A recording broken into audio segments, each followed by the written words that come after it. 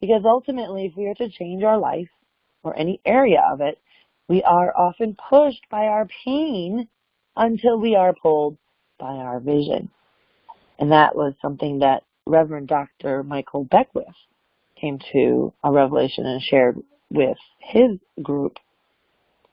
So yes, are you being pushed by your pain? Are you being pulled by a vision? These are two energies that can take us to where we want, and they are essential for creating new results in our life. You have to have the pain of your problem and the burning desire for what it is you would love, what it is you want. So let me tell you a little story about myself. If you look there on the far right-hand side in the blue dress, that's me. That's me at about, I would say 6 years old. I was in kindergarten, and that man there is my dad, and along with my two sisters. My dad passed away last year, and while it has been a challenge grieving for him, I also am incredibly grateful for the lessons that I have learned by being his daughter, and in his life and in his death. I have learned so many things, and I realized before he died there were challenges in our relationship that I was not happy with. I felt constrained. I felt many times that he was trying to control my life or take over my life or had particular whims and wants, and things had to be his way. And as any good father, I realize now he was just probably looking out for me and looking out for his own needs, which may have been greater than he was able to emotionally satisfy. I don't know if you've ever experienced that. Have you ever experienced a challenging relationship with someone you love, someone you care about perhaps, maybe someone at work, a boss, someone you have to deal with on a regular basis, and there just seems to be a communication breakdown or some sort of friction that you just aggravates you and feels very much like it's happening to you, like a victim for yourself, and you don't know what to do about it. Well, that was my relationship with my dad. As much as I loved him, I was his firstborn. And he would, throughout my life, say, "You made me a father." And I took great offense to this because I didn't do anything. I just showed up on the scene. But the truth is, from his perspective, I did make him a father.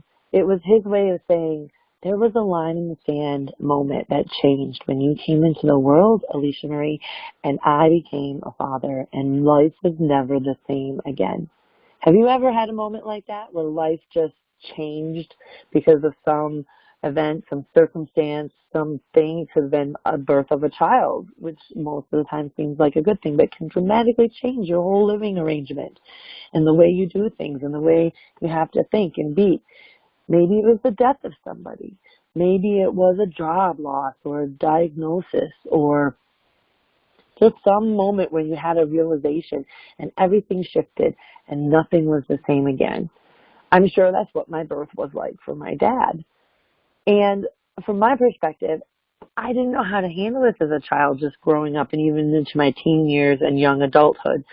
I just was me. I just was trying to grow and express and be who I could be. And even in the deepest of challenges with my dad, I'm grateful that I came to these conclusions before he passed away. And I did so because of this work, because of learning these principles and working through my own understanding, shifting my perspective, and working my awareness upwards instead of downwards into victimhood. I raised my awareness to the point of view that all things are connected and there's something here trying to express itself if I can but understand it. So before he died, I made a phone call to him on my birthday. I didn't know he was going to pass away 6 weeks later. He was 80. I was half his age. It was a moment in life where we had both waited for. I'd heard about it my whole life.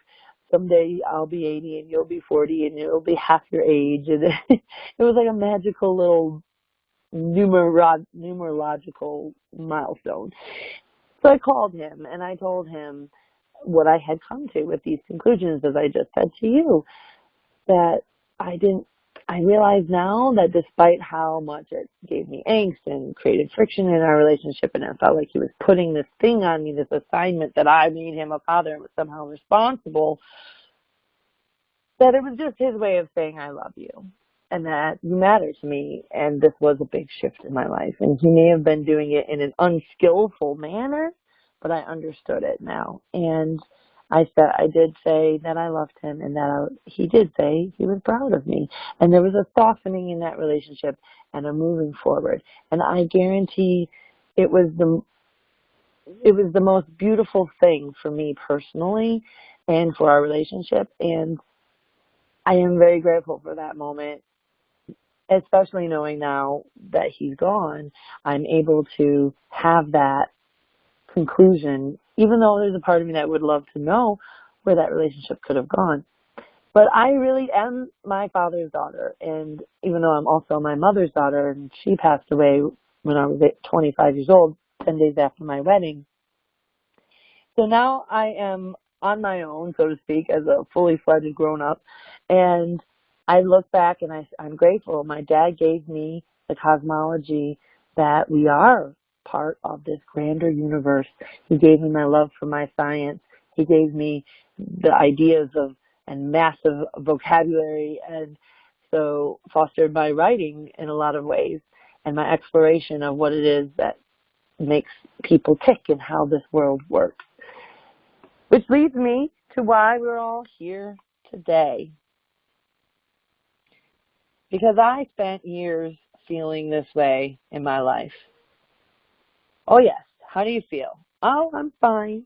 And really that meant deep down inside, I'm feeling betrayed. I'm feeling lost. I'm feeling angry, unloved, abandoned and confused, worthless, defeated, like I'm a failure, depressed, unhappy, trapped, constricted, broken, used, maybe even hated. So there's some strong words to use. And yet so many times when we answer the question, how are you doing today? We answer automatically, fine. And are we? Are we really fine? There were years, because of my relationship with my father and the ramifications of that, and being stuck in a few jobs or feeling stuck in a few jobs that I didn't really love, I answered this.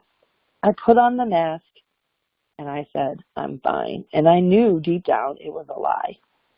I didn't know what to do about it, and I didn't know what could be better, but it is a testament that the universe is always sending us signs and signals. I came across this. It's actually a package of curtains that was for sale in the store, and it was so ironic to me, and it made me laugh, and also kind of said something to me at the time. And so I took a picture of it, and now I use it. But here it is, a message from the universe in a way. This curtain set's named Alicia, and it's saying, hey, true living, are you living your true life? And it could be your last chance. Get it right. We don't live forever. We don't know when our last day will be. There's many pieces to put together to create this wonderful set of our life. And there's going to be tears and maybe some swagger along the way. But ultimately, it is easy to care for. And you and your dreams are washable, and you can rinse and repeat and try again.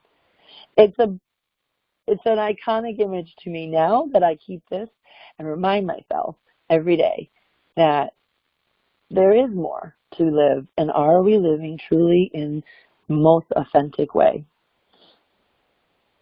So that's a little bit about me and my story. So, and I want to ask you, what's your dream? How do you feel when you imagine that?